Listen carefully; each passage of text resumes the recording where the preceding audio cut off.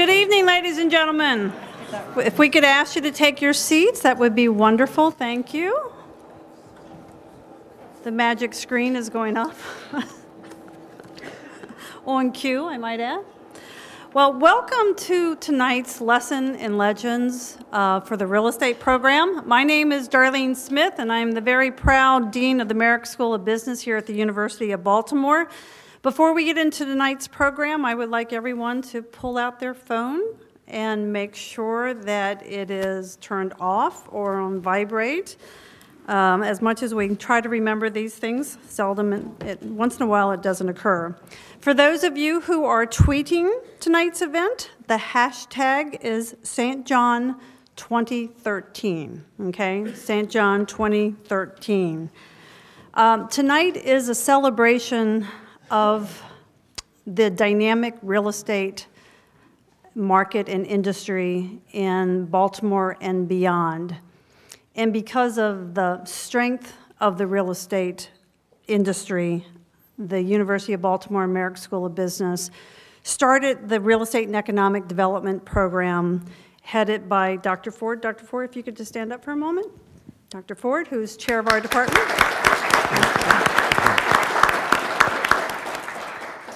And it is the only undergraduate real estate program here in Maryland. It was actually launched in 2007 by, in all honesty, the passion of Dr. Ford in serving this industry. And it has been her commitment and devotion to this program that has made it the success that it is today. We have over 60 students in the program.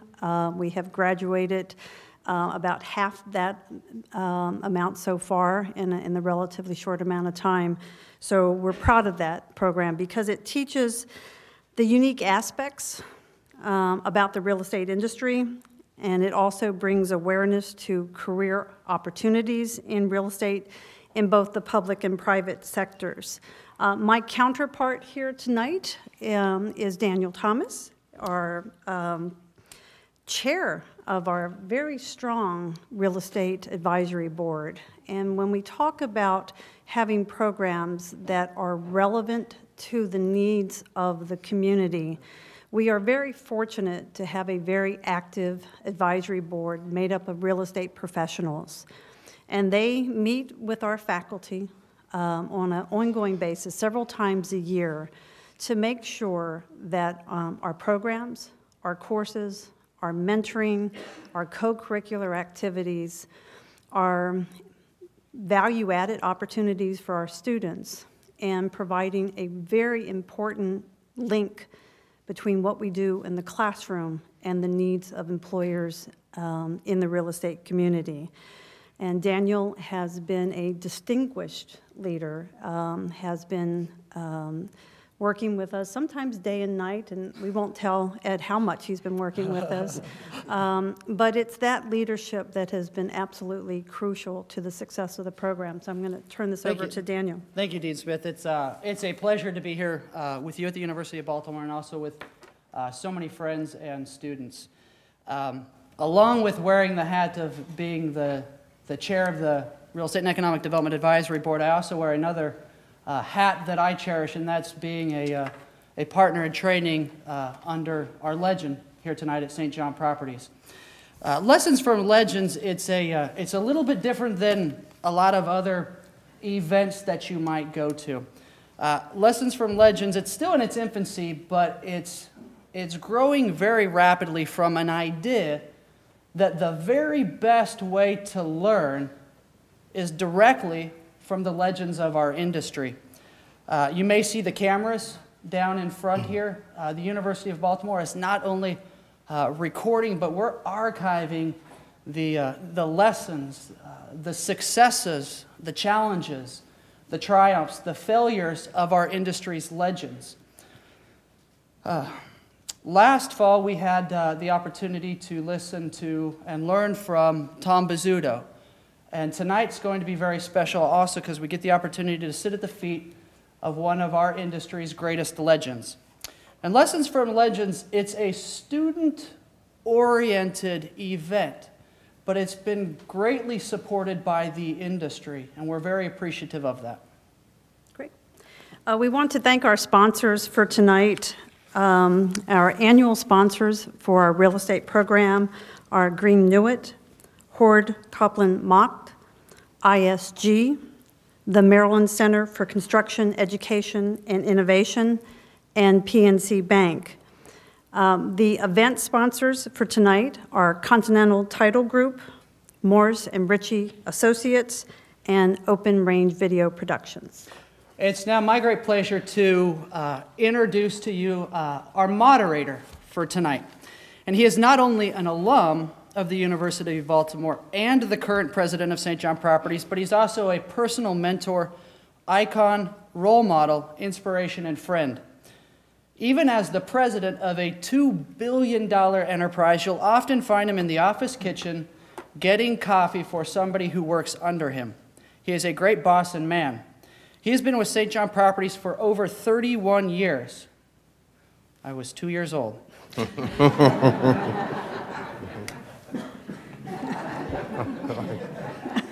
Prior to his appointment as president of St. John Properties, back in March of 2011, he held the position of Senior Vice President and Chief Financial Officer. As president, he oversees the day-to-day functions of St. John Properties with specific responsibilities, including all phases of development, asset management, marketing, leasing, and financial operations. He earned a Bachelor of Science degree in accounting from the University of Baltimore in 1980 and an MBA from the University of Baltimore in 1988. He is a certified public accountant and a collector of 15 prehistoric HP 17B2 calculators with orange buttons, not green. We're pleased to have tonight as our moderator, and we'll welcome him to the stage, Larry Maykrantz.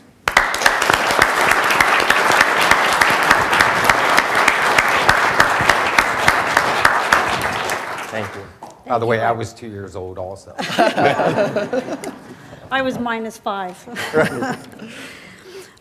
Before introducing tonight's legend, I would actually like to go off script for a moment and share with you a story. I'll try to make it a quick one. About when I first got into an extended conversation about Ed St. John. Ed wasn't around. It was actually in Argentina. And Ed's probably going, Argentina. And I had the honor of one of my MBA students. His name was Rob Merritt of Merritt Properties. And what I do every year with our students is go on an international field study. And so Rob was my student, and he came up to me, and he said, I have a favor to ask. I said, okay. He said, would it be okay if my father came along on the trip? Well, no one has ever asked that their parent come along. So I said, well, tell me a little bit about your father.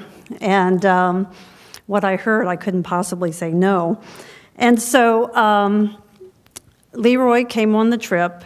And for any of those of you in the audience who know Leroy Merritt, you can imagine what a wonderful addition he was to the learning experience in many, many ways.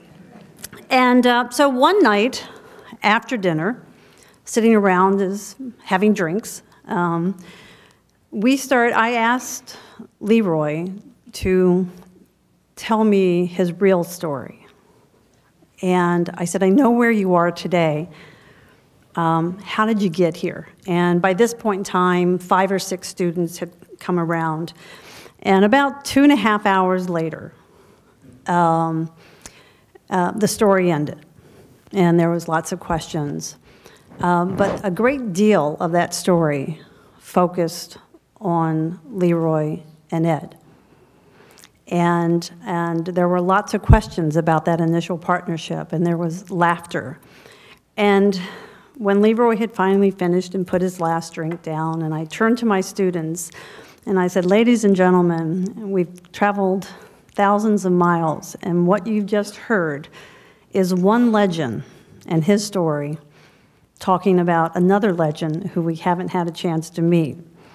And so it's kind of fortuitous that 10 years later, and God rest Leroy's soul, that Ed is here as a legend, talking to a much larger group, and in what I will surely be an equally inspirational story. And so it just goes to show how close Baltimore can be at times. And I still remember that 2.5 hours that night with Leroy as though it was last week. So let's get to talking a little bit about my introduction to Ed St. John. He earned his Bachelor of Science degree in Electrical Engineering from the University of Maryland College Park in 1961. In May of 2012, Ed was bestowed an honorary Doctor of Public Service from his alma mater. St. John Properties, the company he founded 42 years ago, now owns and manages over 17 million square feet of real estate. It is valued at more than $2 billion and services over 1,700 tenants in 7 states. So when I look out this audience and see all of the students here, this is a phenomenal opportunity to listen and to ask questions from truly a legend. He has impacted the state economically through his successful company, as a leader through his public service, and I'm also talking to the students equally as important through his leadership in the community and his philanthropic support of a lot of important charities. And we talk a lot in our classrooms about the real meaning of leadership in one's company, leadership in one organization, leadership in one's family. And Ed personifies what we talk about in terms of the ideals of leadership. So please join me in welcoming tonight's legend, Ed St. John.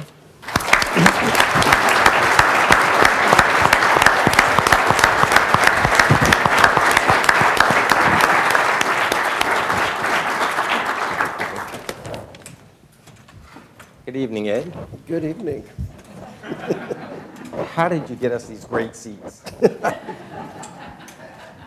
Now, first of all, I'd like to thank Ed for coming tonight and sharing his personal and professional experiences with all of us. I've had the pleasure of working for Ed for 31 years, and I've learned a lot from him. And I'm sure everyone here is just excited about the opportunity to be able to sit here and listen to your life story. So thank you very much. If you're ready, we'll start with some questions. We'll start early on.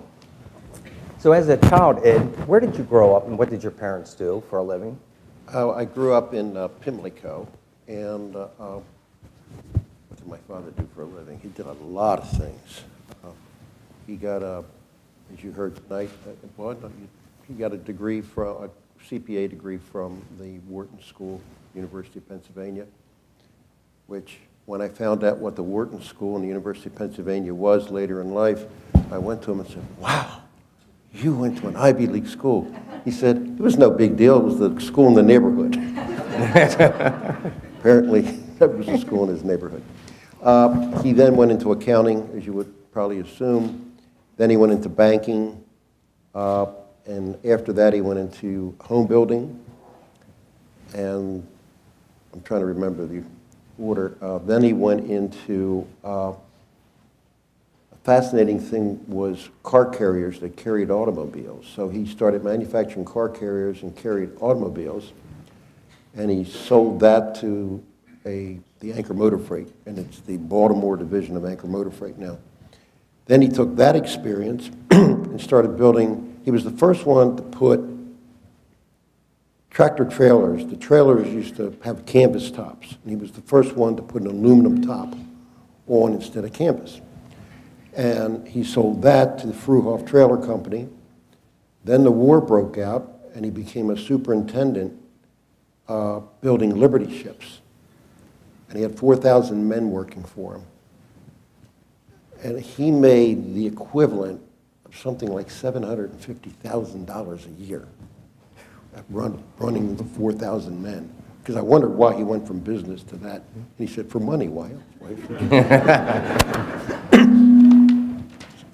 So Then he died when I was 16. At that time, he had 3 companies. He had a manufacturing company that manufactured building materials, and he had a distribution company that distributed building materials, and he had built 5 10,000 square foot commercial buildings, industrial buildings. So that's what it was. Sounds like a true entrepreneur. He was. I think if you look him up in Webster's, you can see his picture. So growing up in the St. John family, what was the most valuable lesson you learned? If you're not the lead dog, the view never changes. That's what I was taught. By the way, Ed, were you ever in the back? Did you ever work for someone? When I was 17, I worked for a year. Didn't like that, right? I didn't. So after high school, what was your career goal? My career goal was to be a fighter pilot and test pilot for the United States Air Force.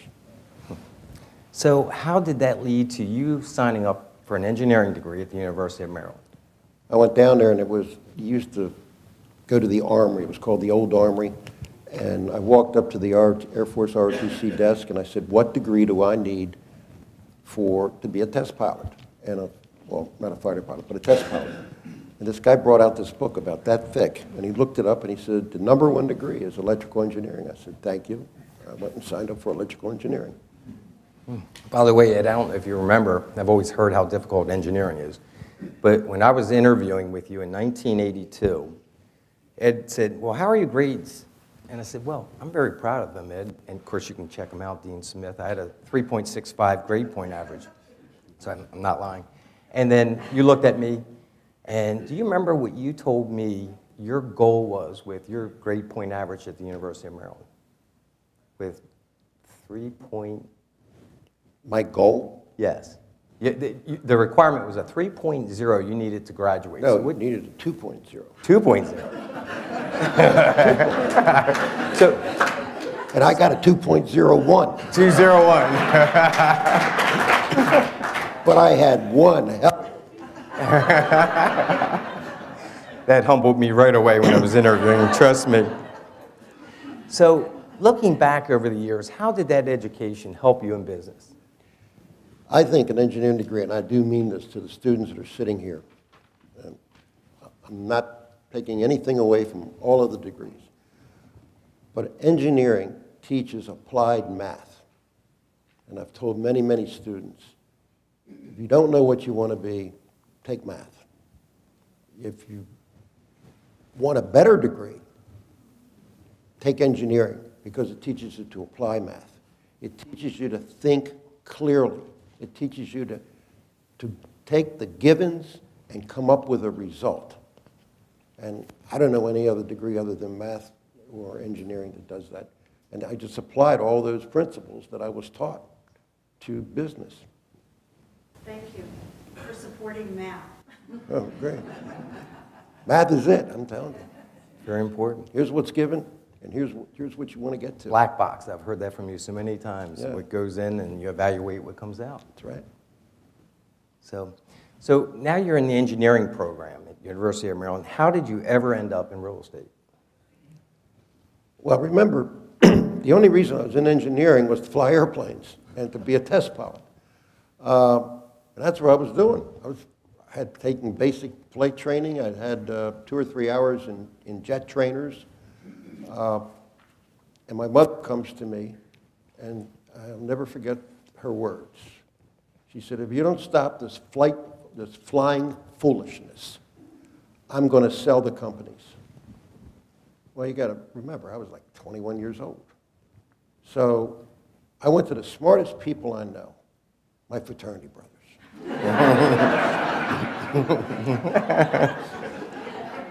And we went to the town hall, which is still there, and over a 6-pack of beer, we decided that anybody can be a pilot, but to be in business in 1961 was the goal. So I dropped out of the flight program, and I went into business. And the 3 businesses, as I previously said, was manufacturing of building materials, distribution of building materials, like medicine cabinets and kitchen cabinets and stoves, and 5 buildings, 10,000 square foot buildings that my father had built. And I soon realized that manufacturing, even though some people, my father loved it, I found it boring. Right? You built something on Monday and you got it sold by Friday, and if you did it right, you had the privilege to build it all over again on Monday. And I felt it. The distribution business, you kept about 0.5% of your gross profit. That's all. I mean, it was a very thin business. But I loved going and talking to the tenants, fixing the roofs, working out the mechanical problems. I just loved it. But I didn't know how to build. I was an electrical engineer. I could fix your TV set, but I didn't know how to build. So because of my connections from the distribution business, I went to look for the most honest builder around. And it turned out to be Leroy Merritt. I mean, everybody recommended him as being straightforward, honest. Then I found out that he owned a block laying company, and commercial buildings are made out of block. So it worked out great. So that's how it. Thank God it was only a 6-pack of beer, because if it had been a 12-pack, you'd probably be in manufacturing or distribution, and I wouldn't be here with you today. So, thank you.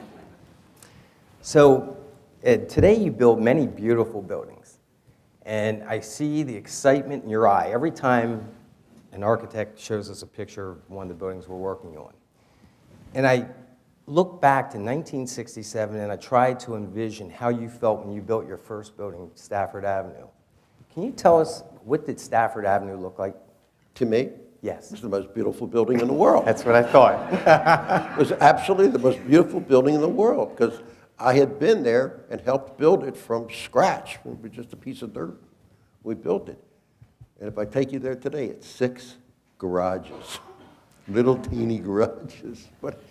And we still own it. We will own it, I guess, till I'm gone.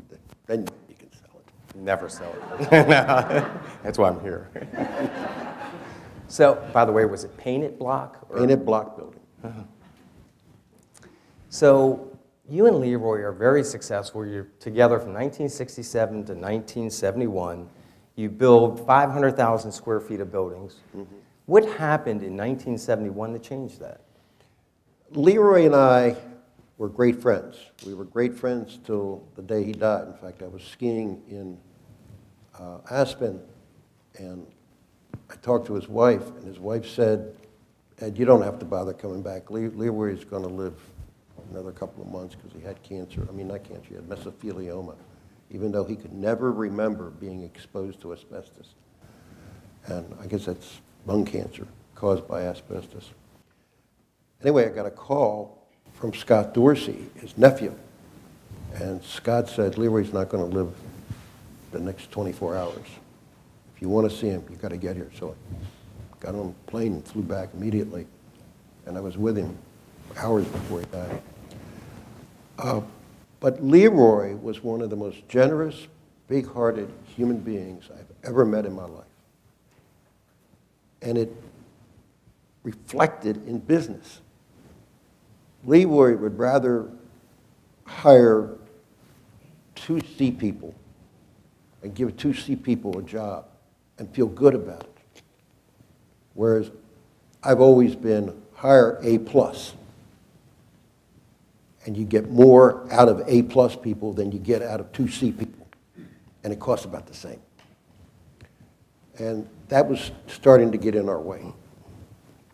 We started to have a lot of employees, many of which didn't do anything, and it just bugged the H out of me. And then one day, Leroy and I decided, that's it. You go hire A people, and he'll keep hiring C people. Right. So dividing a company, so you and Leroy want to break up now, and dividing a company can be a very complex process. What was your approach? Well, it wasn't my approach. It was Leroy's attorney's approach was that Leroy hire an appraiser, and I hire an appraiser, and the 2 appraisers hire an appraiser, and the 3 appraisers break up the company. My attorney, Joe Margolis, who was much lesser stature than Leroy's attorney. Leroy had a very, very high stature attorney, said, that's kind of silly. Why don't you flip a coin? Whoever wins the flip can either make 2 piles or designate the other person to make 2 piles. And you know they're going to be equal because the other guy's going to pick. I said, well, Leroy and I said, that makes sense. So we flipped a coin. He won the flip. And he said, you make the piles. So I made 2 piles. And I said, well, Leroy, what are you looking for? And he says, cash. I love cash. And I was looking for future growth. So I took all the older projects we had. Well, none of them were older than 5 years, but they were the ones we had built in the first 2 years. They had thrown off a lot of cash.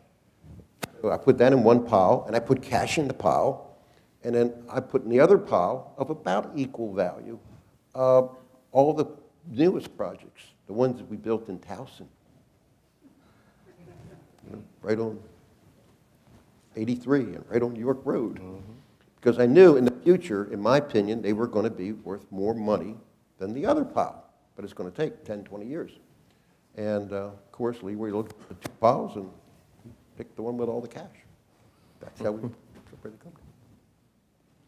And all it cost was re-recording the deeds. That was it. It was nothing else. So in 1971, you started your own company, Maryland Industrial Enterprises. Right. Can you tell us a little bit about what it was like in the early years? It was so much easier than it is today. I am telling you, it was so much easier. I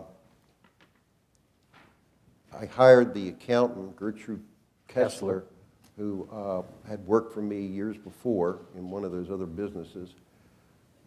And then I went and hired, put an ad in the paper and hired a construction manager, Calvin Jenkins.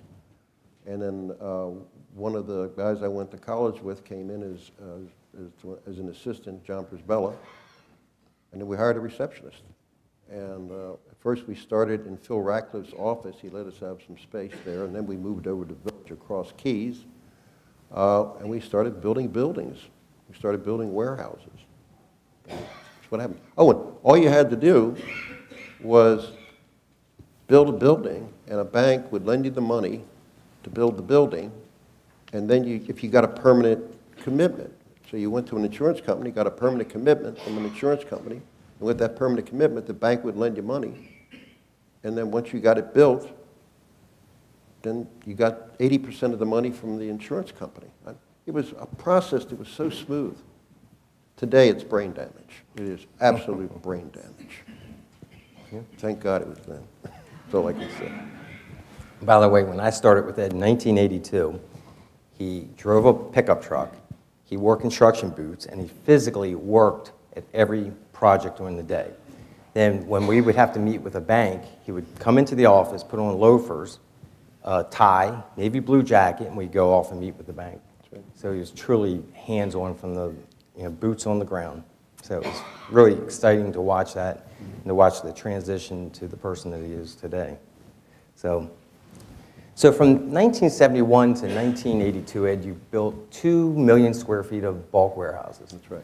Then in 1982, you created a brand new product type. Can you tell us what the new product type was and why you did it? Okay.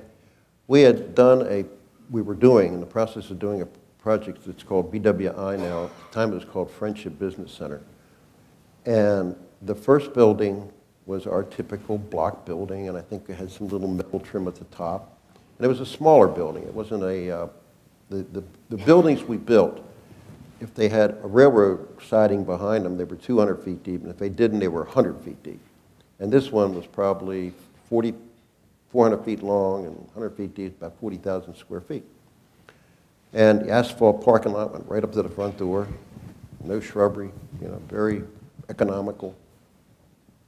That's a fancy word for cheap. And I rented it to this guy, and this guy I rented to one day came out and he says, I spend more time here than I spend at home. And I'm thinking, all right, what's he getting at? He said, why can't you build a building that's as good looking as my house? and have parking out front and trucks out back instead of trucks out front. I thought, well, why can't I? I don't know. I'll try it. So the building right behind it, if you go down there right now today, you will find the one building has the asphalt right up front and the loading and the drive-in doors in the front. And the building right behind it, it's now called BWI, Business Center, has some lawn out front. It has bushes out front. It has car parking out front, and all the trucks are in the back. That building rented faster than any building we had ever built. So I thought, wow, we discovered something here. So from then on, we became known as the Flex Building Builders. And the Flex Building is very simply a brick building that looks like offices on the front. Looks just like an office, one-story office building. But you go around the back, and there's dock doors and drive-in doors in the back. So that's how it started. Actually, Ed's nickname was the King of Flex. And then actually I heard some brokers joke before we started building multi-story office buildings, and they said that Ed's version of a multi-story office building was stacking 3 flex buildings on top of each other. This area is, I think, been the key to your success. Many of our most successful projects that we have done have had significant development issues in the very beginning. BWI Commerce Park, you had to remove and move 1 million yards of sand. Lakeshore Plaza Shopping Center had a 13-acre hole, which it filled with the sand from BWI. We've cleaned 3 junkyard sites. We had 1 rock quarry that had 75 feet of loose fill that Ed went out there and used dynamic compaction to fix. And by the way, people would not buy these parcels of land because of the problems. And Ed would think outside the box and therefore be able to go and think of ways to make the land useful. The final example would be we have a Windsor Mill project that has had rock issues. So, Ed, the question is, and by the way, we've had many other issues. Almost every project starts off with difficult development issues, and again, it's the key to our success to be able to overcome them. But Ed, in your experience, in 45 years, which project has had the most significant development issues, and how'd you solve them? Well, it was the Windsor Mill project. It was 85 acres, and it had more rock than anything I'd ever run into in my life. And in fact, the bank had taken it back, and they had some crazy price tag. In my opinion, it was crazy because of the rock. And they decided to be developers, so they went out and hired a 4-feet developer, and I think it was a post office. They sold a lot to a post office, and they went to put the post office in, and they ran into rock. Nobody ever did any test borings. So they run into rock, and the project ran over something like $3 million, so they lost $3 million on the project. So they decided immediately, we're not going to be developers. 2 more developers came in, took the thing under contract at the price they wanted, and ran into rock and ran away. Finally, they called me up at the price I offered, which was $38,000 an acre, and said, if you want it, you can have it. We're sick of it. And I said, well, I need 60 days to figure out where this rock is. And they said, okay, you have 60 days, but we want to settle by the end of the year. What I did is I laid out the whole project, the whole 85 acres with flex buildings. I actually laid it out completely with the idea of keeping it as high as we could with the dirt that we had. And then we couldn't afford test borings, because test borings are, you bore about a 3-inch tube and you test all the soil, because mainly there to test the soil. All I wanted to know was where the rock was. So we figured out if we took a dynamite machine that bores the holes where you stick the dynamite down, all we wanted to know is when that dynamite boring machine hit the rock, where was the rock? And we just went around where we had laid out all these buildings, had a surveyor lay out all the buildings, lay out all the pipes and all the ponds that we needed.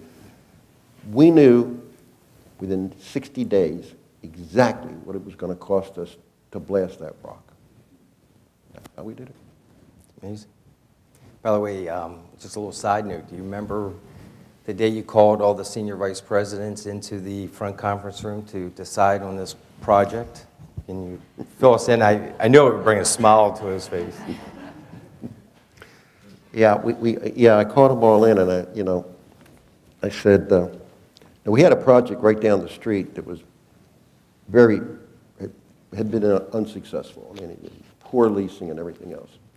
But this site was near Security Square Mall, right near the 1 million square foot HICFA, whatever that's, Health and Resources or Social something. Security. And right near Social Security, and between two Beltway intersections, and it's visible from Beltway. As far as I was concerned, it was a AAA location. But because of the failure of that other site that was right down the street from this, I had 6 people vote, let's not do it. But I have 7 votes.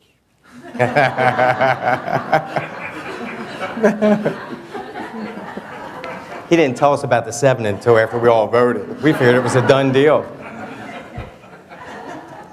But it's been one of our most successful projects. Yeah, it is. So, Ed, in your 45-year career in real estate, you've been through many business cycles. So some of the down cycles, 1975, the oil crisis. 1981, prime interest rate got up to 22%. 1991, we had the collapse of commercial real estate and the commercial banks. 2001, we had the dot-com bubble. See the similarities, everything's 01. And then most recently, 2008, we had the Great Recession, which we're still feeling the effects of. So in your opinion, which downturn was the most difficult and why? I politically can't tell you what. But it's what we're going through right now. In the 91-95 recession, which is when the banks collapsed, commercial real estate collapsed, and they took down some banks with it. Up till then, that had been the worst recession since the Great Depression. And the war cry was survive till 95. Well, we survived. But then our occupancy went from 95%, which our normal occupancy was around 95, down to 89, and we thought we were ready to jump out off a bridge or something. Today we're at 85, and it really, really is affecting us. And it's just the tough regulations that we have now, people thinking that the proper thing to do is raise taxes instead of lower taxes. The banks are in trouble, the regulators are squeezing the banks, and that's what's going on. It's just very difficult in today's environment to do business and make money. Very simple. Mm-hmm. So having gone through all these different cycles, what are some of the most important things that you have gathered through your 45 years that are important to continue? Cash is king. I'll say it again, cash is king. We have, since 1995, when the economy finally turned around, we decided that we were going to start taking our money and putting it in the bank and not invest it in anything. So we have right now somewhere around $90 million cash in the bank. So we have banks lined up coming in and taking numbers to do business with us. They want to do business with people who don't need to do business with them, so with people who have cash. The other thing we learned in that 91-95 recession, one day we had a company called Nations Bank, we call it Nasty Bank, who had taken over Bank of, Merrill National. Merrill National. They had taken over Merrill National. In fact, they gave them, the feds gave them Merrill National Bank. And Nasty Bank comes in and says, you have a line of credit for $90 million. And Larry and I are sitting there waiting for them to give us an award because we had paid them $11 million in interest the year before. And we weren't defaulting. Everything was fine. We were making money. And they said, we don't want anybody to owe us $90 million. So we're going to call your line of credit. And I was stunned. That's the only thing I can say. Somebody walks in your office and says, pay me back $90 million. And I almost started to stutter, and I said, when? And they said, well, this was February 1st. Why don't you make it $30 million this year? So we did it. We got them back $30 million. Our reward was they asked for another $30 million. That's our second lesson. We will never, ever have a line of credit. It is callable at the whim of the bank for any reason they feel to call it, and I will never do it. From now on, every loan we have is a specific loan with terms and years and everything else. And they all beg you to have lines of credit because it takes a lot of overhead off of them and they make more money. Never do it. Never have a line of credit. I want to know when that loan is up, how long it's going to be, and when I need to pay it back. By the way, do you remember the third year when they came in and said, we'll give you a discount, significant discount to pay off the balance of it? So Ed made a phone call to another bank, and within a month, we were able to replace that debt. But in that same meeting, after they said they were giving us a discount to pay off the loan, do you remember what the next part of the meeting was after we did that? Yes. What do you got for us now for new business? Yeah. Honest to God. I mean, you had to be sitting there to see it. It was kind of like, that's done. New business? Now, by the way, Nasty Bank is known as the Bank of America. Bank of America. Bank. I conveniently forgot. Make sure, no. Okay, so Ed, so from 1995 to 2008, you put together this war chest of $100 million. This might sound like a silly question, but how did that $100 million help position the company going into the Great Recession of 2008? Well, again, it's what I said before, Larry. I mean, the banks want to do business with us when they don't want to do business with, everybody says that no bank wants to do business with them. Banks want to do business with us because we've got all this cash. It also allowed us to buy things that other people couldn't buy. There have been some very, very good projects, like the 1 million square foot mall in Harrisburg sold for 10 cents on the dollar. We bought it for $9 million from, I think it was TD Bank? Was that Yes. correct? TD Bank, who had put $110 million into it. We bought the Gateway building, which is a 5-story office building, 100,000 square feet. We bought that for about 12 cents on the dollar. But you have to have cash. And you buy it for cash, and then you redo it, and then you get a mortgage on it. And we've been able to do those projects when other people couldn't do it. And the biggest project we were able to do was the Gate. The Gate is inside Aberdeen Proving Grounds. A company, Opus Development Company, went broke. And to participate or to try to get control of it, you had to put up $2 million. Well, we had $2 million. And it doesn't matter, writing a check. You put up $2 million, it was a gamble. The gamble worked. And in 3 years, we developed $150 million worth of product. And we got the contract signed in 10 working days. We had the Pentagon signature on it. Without that money, we couldn't have done that. Other very good firms in around Maryland, they're just paralyzed because they have to go to banks every time and they don't have money in the bank. So, Maple Lawn? Maple Lawn was another one, yeah. I can't think of any. That one, oh, yes. But by the way, going through Maple Lawn after we purchased an interest in that project, I'll never forget you and I driving to meet with the bank and Ed looking around, just the excitement of how beautiful is this. So it's just amazing after all these years, the intensity and the love for the business. Casinos? Oh, that's right. We've bought 3 casinos, 2 in Nevada and 1 in Colorado, and we got those for about 10 cents on the dollar. The casinos are fascinating. The most recent one we have under contract is probably $200 million worth of real estate. And I think that's even a small, it's a 1,000-room hotel, just to give you an idea. It's a 1,000-room hotel, a parking lot. It's on a waterfront. It's amazing.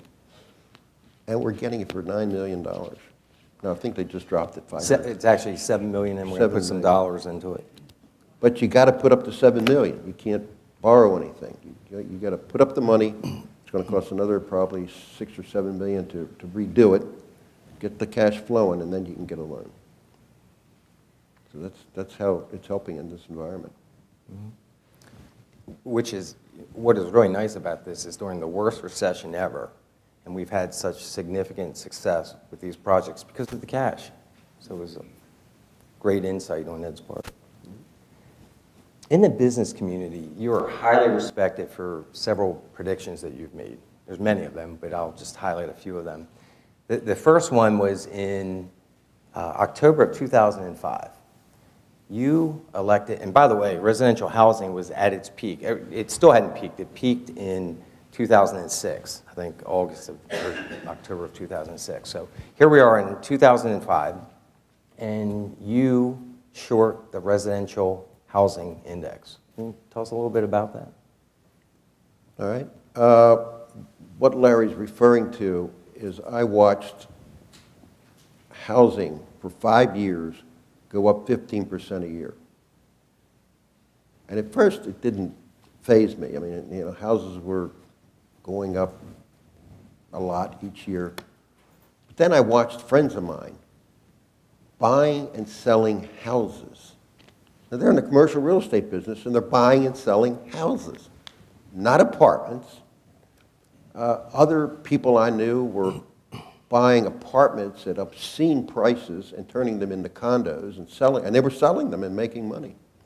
And I'm watching residential real estate, which for recorded history had always gone up 1 to 1.5% above inflation.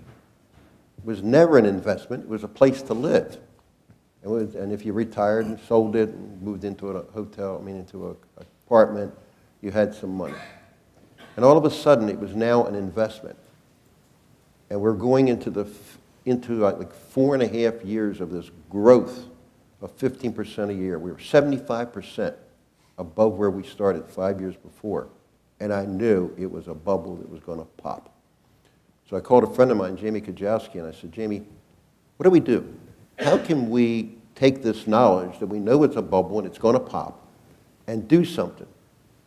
But I don't want to lose any money. I don't want to be in a position where if I put in $5 million, I can lose $20 million. So he and his company, do you remember what company that was? Was it Morgan Stanley? I think it was one of the ones that went broke. It was Morgan Stanley, because I can picture the... I said, come up with some investment where we can't lose any more than we put in. And he did, and we invested $7.5 million in a 3-year program. And 3 years later, the index had dropped so low that we got back 16. But that was it. Great call. Here's my favorite. It was a nice, sunny, hot August day in 2007. The Dow was at 13,200. I'm getting in 9 o'clock, pouring my coffee, looking at some emails. I think our competitors were probably getting ready to tee off the local golf course. So I get a call from Ed. He says, Larry, how much money do we have in the stock market? And I'm like, uh-oh. Can you tell us where you were headed with that? And Well, the number was 40 million, by the way. We had 40 million of our 100 million in the stock market. And on Monday, that was on a Wednesday, right? Yes. On Monday, I had read, and I may have this wrong as to which day and which bank it was. There was a bank in Germany that had filed bankruptcy because of the American subprime mortgages. I had never heard of a subprime mortgage in my whole life. And I went, oh, that's interesting. On Tuesday, a French bank filed bankruptcy because of investment in American subprime mortgages. I thought, well, that's really interesting. So that day, I looked up, we found out, Larry and I found out, what is a subprime mortgage? And we found out things like liar's loans, like people were getting mortgages without any documentation. They were just walking in and getting them. And on Wednesday, another bank in another country in Europe filed bankruptcy because of American subprime mortgages. And I found that out at about 8 o'clock in the morning while I was watching Fox News, or actually it was Fox Business News, while I was on my treadmill. And right around 9 o'clock when I got finished working out, I called Larry and I said, Larry, it's only a matter of time before it comes across the pond. Get out of the stock market. And we got out, and then we watched the stock market grow up, keep going for 6 months. And then it went over the edge and dropped from 14,000 to 6,000. By the way, when Ed had us call all the brokerage houses, we had 3 of them. So the instructions were, get out today. All 3 people said, oh, let's call Ed. Can we have a conference call? We said, no, we'll have a conference call Monday. Get out today. Out today. And then the Dow went up to 14.2, which was its previous high that we just hit recently, or matched recently and exceeded, just to humble us. And then 18 months later, it was 6,500. So, it takes a lot to put your money where your mouth is, and that makes a believer out of a lot of people. So, Ed, in your professional career, what has been your greatest success? Greatest success.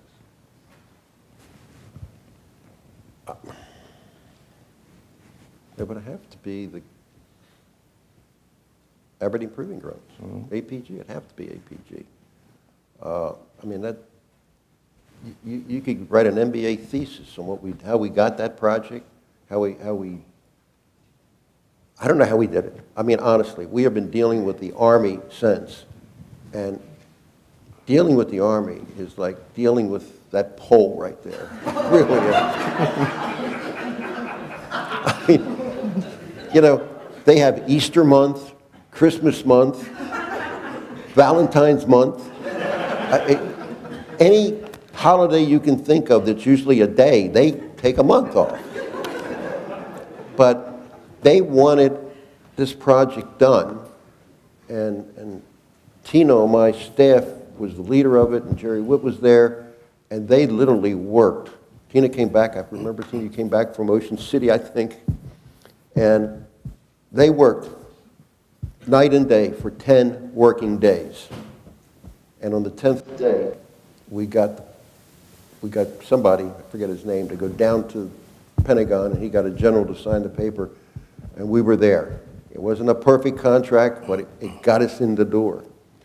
And we started developing buildings and leasing them, and we have 600,000, it's now been about 3 years, we have 600,000 square feet of space occupied. And all our competition outside the gate, since we had that first square footage available, have not leased a thing. You're either in the gate or you're in nowhere's land. Mm-hmm. And what is it, about 150 million in value? 150 in value. We built $150 million worth of product in less than 3 years. In the worst recession ever. In the worst, yeah, that's right, the worst recession ever. So this one's going to be a tough one for you, but have you ever made any major mistakes in your life, in your career? Oh, yeah. The number one was, I mean, I'll tell you this, the number one in my whole, if you talk about personal and business? Whatever. Okay. Business and personal. Okay. I might learn something new tonight. Now, take some notes. Yeah. There's only one period of time in your life, and had I gone to somebody of older and more wisdom, I'm sure he would have said what I'm about to say. Because if somebody came to me with the same question, instead of my 3 frat brothers and a 6-pack of beer, if I had gone to an older person of wisdom, they would have probably said what I'm about to say. Is you only have one time in your life to fly jets. Go do it. You got the rest of your life to make money, to get in business. I should have done. That's the number one mistake I made. But in business, we have made mistakes. We have gone into projects that we go into projects, by the way, to make money. We do not go into projects because they're glamorous, because we're going to get written up. I mean, that happens sometimes. But we go in specifically on the numbers. And when the numbers turn, and if we can get out, we will. And we have walked away from, the biggest one was $5 million. We just said, sorry, it turned, it's not doing what it's supposed to do, and we've walked away from a $5 million one. We've walked away, I think, from some threes and a bunch of ones. I mean, to get into a project, have $1 million invested, just walk, because it'll take you down. They can take you down. That $5 million becomes 10, and then it becomes 20, and then it becomes 30, and the Merit organization in the early 90s almost went down because of that. Leroy got involved in a thing called Scarlet Place downtown, and I was sitting with him. And he said, I got $5 million in this thing. I said, Leroy, walk, leave it. He said, I can't walk from $5 million. I think when he finally left, he finally got out of it, it was like 25 or 30. And that's a big hit. I don't care who you are. So, that's it.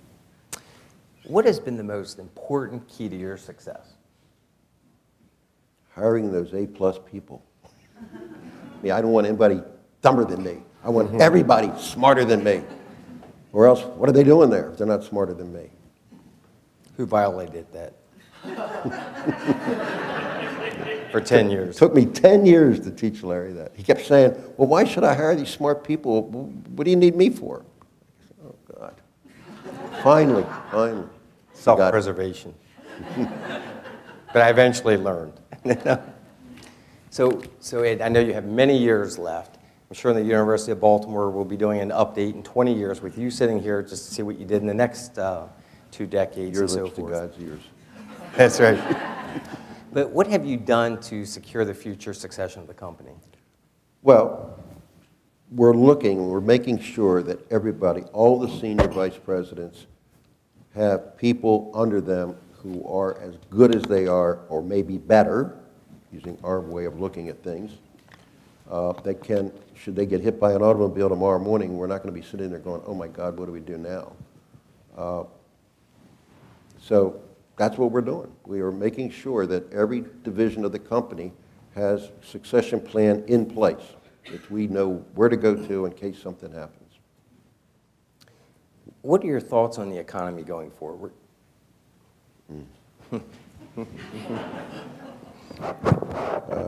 Can you maybe ask a little more specifically? What do you mean? Just interest rates, the debt, national debt, inflation. All right, interest rates. I think interest rates, personally, I think, is it Bernanke who's running the printing presses? Mm-hmm. As long as his printing press doesn't break, interest rates will stay down. The Obama administration seems to do everything wrong. They're nice people, but they don't know what they're doing economically. And Bernanke keeps the presses running to kind of balance off what they're doing. So interest rates are going to stay down. I think inflation's going to stay down because the economy's not going to grow, you know, in a very hot fashion. It'll grow slowly. They're still fighting, by the way, and have been fighting in Japan for 15 years. They're fighting depression. And I just read in the Wall Street Journal 2 days ago that it's still in effect. Depression, by the way, is when prices of food go down. Prices of houses, we can't imagine it because it hasn't happened here since 1933. But that's still going on in Japan. So we got interest rates, the economy, what else? Inflation. Inflation. At some point, the debt and the printing presses are going to meet. The printing press is going to break. And when that printing press breaks, inflation is going to explode. And thank God we're in a pretty inflation-proof business as long as there is an economy. I mean, if the economy goes to zero, no business is inflation-proof. This next area is one of my favorites. In 2012, you were voted the Outstanding Philanthropist of the Year for the state of Maryland. Can you tell us when and why giving back became so important to you? Well, it's kind of two-pronged thing. The first thing that happened to me about the idea of giving for no reason other than giving, you know, the joy of giving, was I was a senior and pretty politically active at the University of Maryland on, you know, campus politics. And one of our freshman pledges wanted to become the freshman president, which, if you're a senior, that's pretty easy. So I showed him what to do, and he became the president. He never said thank you. And I felt good about it. I felt good about the fact he became president, but he never said thank you. And I thought, that was a lesson I learned. Do things to help people, and don't look for people to say thank you or to praise you or anything else. Don't do it for that purpose. Do it because it's the right thing to do.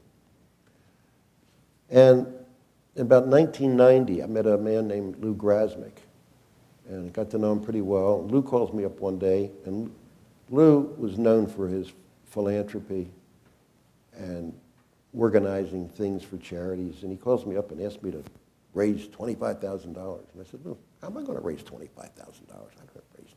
I said, I'll give you some money, but I don't know how to raise it. He said, well, come over to my office. I'll teach you how to do it. And he taught me how to do it. He taught me how to raise money for charities. And it's a process. And the people who are in I think it's called the development business, it's a fancy word for raising money. Every nonprofit has a development officer. And they go about a process of how to raise money. So he taught me the process of raising money, and I thought, wow, that's pretty cool. You can raise money for charities. And then we started giving money ourselves. We started raising money for charity. And we were raising money for any charity that asked us. And it became very obvious that we had to guide this thing. So we started a trust, a charitable trust. And it had to have a mission. And we decided the mission was going to be education. It was going to be education from pre-K through 12th grade, on the idea that there's a lot of government programs for people who want to go to college, but the people who needed help were the ones under 12th grade. So that's what we do. Our charities now put quite a bit of money into that. Quite a bit. Over the last 12 years, $50 million. Remember like that. So Ed, throughout the years, you've won many awards and honors and so forth. To you, which one has been the most important? The honorary doctorate, public service at the University of Maryland. That was unbelievable. I never expected that. And that had to do with the philanthropy and the charity and all the things that I've helped, like being chairman of the Science Center and that kind of thing. I like it when you received your award. We were saying in our Thursday meetings, and I said, but what's your degree? And he said, I don't know, it's an honorary DPS, Doctor of Public Service. Because I thought they were going to give me something in business or finance or instruction, but this was encompassing, I believe, all the different areas, so it was actually greater. Yeah, it was. So out of all the successes and accomplishments you've had in life, what is the one thing that you want people to always remember when they hear the name Edward St. John? It's two things. Number one, my word is my bond. And for the first 5 years that I was in business, we didn't even have contracts or partnership agreements. We didn't. Lyra and I never had a partnership agreement. We just did things. And when we bought land and had partners, we had no contracts. And when two of our partners got into a big fight and they were suing each other, we got caught up in it because there was no partnership agreements. Everything was done by handshake. And that still is today. I mean, we will stand behind anything. And the other thing is, if you invest with us, I will worry about your money more than I worry about mine. Because I don't worry about when I invest. It just doesn't faze me. But if I'm investing your money in a project, I worry about it. And in, I think it was 1974, 75, we had a bunch of investors in Friendship Business Center. Yes. And the thing did not work out, and we gave them back their money and gave them 5% interest. So we know they still have small interest, but they had all their money back. Right. We have over 150 partners, and Ed, when someone comes in the front door looking for a new venture, he is so proud to give them the list of the 150 partners and their phone numbers to call. Call them all. So, my favorite is when we make a distribution check to a partner of size. Can you tell everyone what you typically do with it? When it's over? I take them to, if it's over $1 million, I'll take them to dinner and hand them the check. And we have one very well-known partner. I'd rather not say his name. We have one very, very well-known partner. And I always put him at the top of the list because if you call him, and he says, when Ed calls me, I ask 2 questions. How much you want and where do I send it? Well, Ed, I'd like to thank you very much. And tonight I've heard and lived many of these stories with you, but every time I hear you talk, I learn something new. And I want to personally thank you for allowing me to be a part of your great organization. Well, thank you for being there.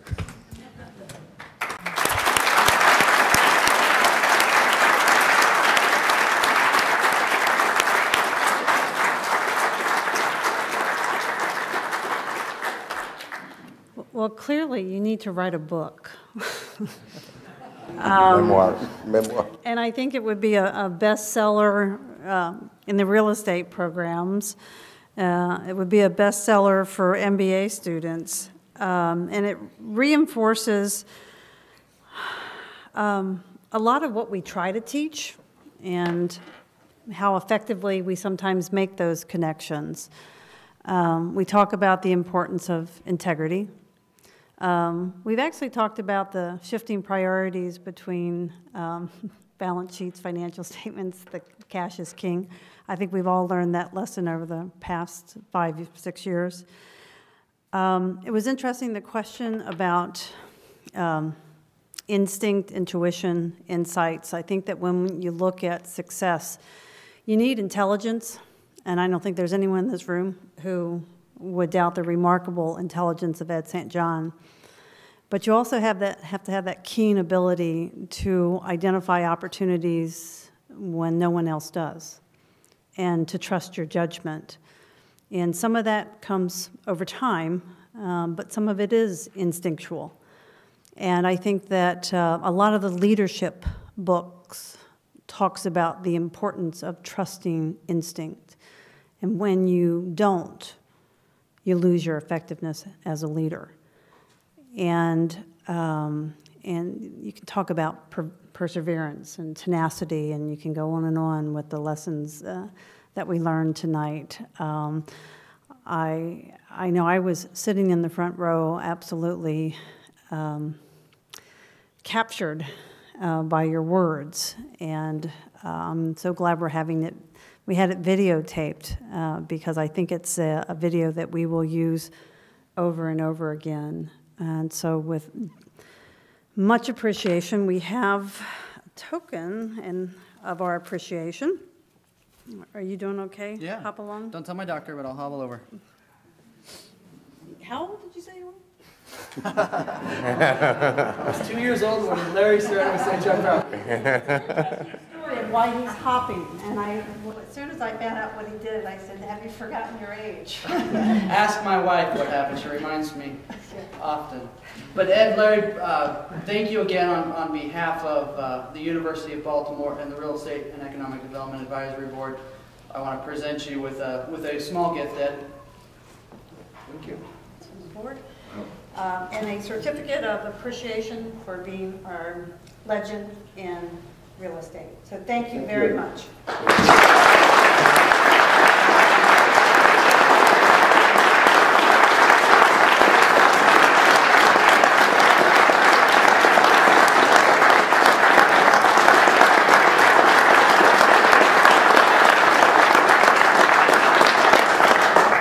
Can I say say one thing? Absolutely. Somebody asked the question, how do you find the best? Who was that? That was me, sir. Okay. Right over there is Lacey. And Lacey's working. Lacey, stand up, please. I went to dinner with Lacey and Christian. And Lacey was lamenting the fact that the company she was working for, every time she broke their sales ceiling and was, if I remember correctly, she was on a commission basis and they set it up so she'd make $200,000. And every time she went to 250, they would cut her territory. And they had done it 3 years in a row. And I looked at her and said, "Do you want to come with us?" We don't cut people's territory. The more money she makes, the more money we make. And that's how I look at it. There's how we find the best. You just keep your eyes open, you listen, and you do find the best. And just all the people that are here tonight, that's how we found them.